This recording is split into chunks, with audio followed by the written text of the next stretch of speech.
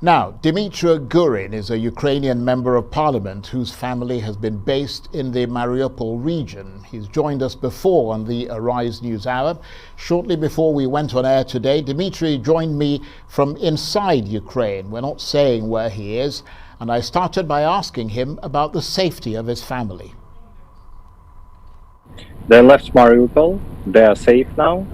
And I'm happy about it. But in Mariupol, there are still at least 160,000 people in medieval conditions, without any communications, without gas, electricity, water, without food, without drinking water. And it's a total disaster there and humanitarian catastrophe. And we cannot open humanitarian corridors. Because Russia just don't want to open these corridors.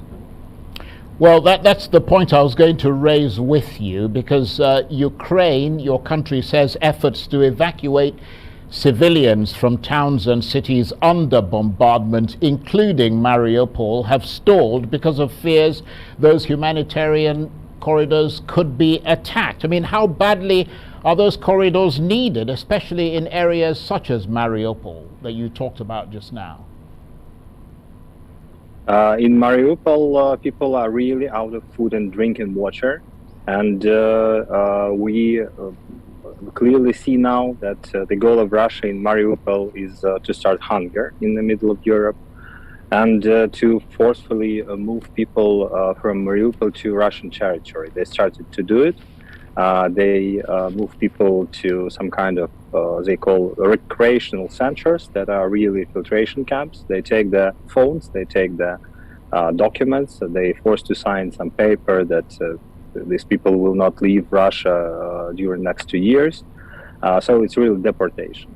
And in the first day when Russia said in Mariupol that they will open humanitarian corridors, when they only started to bomb the city, they bombed the places of gathering people, that was like for meeting people, for going to the humanitarian corridors.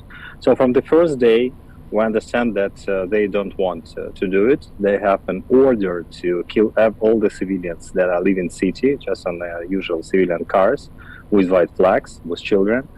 They bombed all the infrastructure. Like in general, there is no Mariupol anymore. It was a 500,000 people city, and it's totally destroyed. Like, I lived there for 15 years, and everything I know is destroyed. All my neighborhood, that was for 130,000 people, all the buildings are destroyed, and Right. all heavily damaged and cannot be restored. And my school, my university, all the hospitals, drama theater, even pools, everything is destroyed. And last week, we heard the Russians saying that the first stage of the campaign had been mostly accomplished and that they'll now concentrate on the liberation of the Donbass region. I wonder what your reaction is to that. Mariupol is Donbass region. You know, I lived there for 15 years. And I'm naturally Russian speaking, and all the Mariupol, 95% of people in Mariupol, they are Russian speaking. And for example, my parents, they refused to leave Mariupol because they couldn't imagine that Russia will destroy Russian speaking city, just destroy to the ground, and kill just Russian speaking civilians. That's what liberation from by Russia looks like.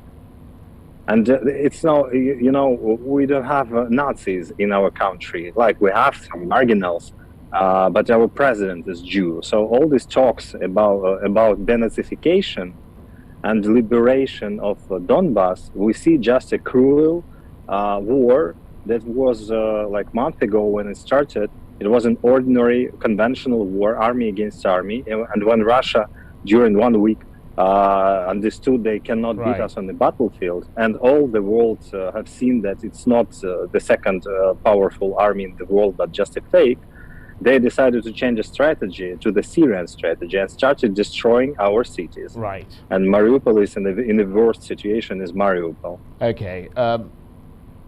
Mr. Gurin, I want to thank you very much indeed. Dmytro Gurin is a Ukrainian MP, and he was talking to me there from Ukraine.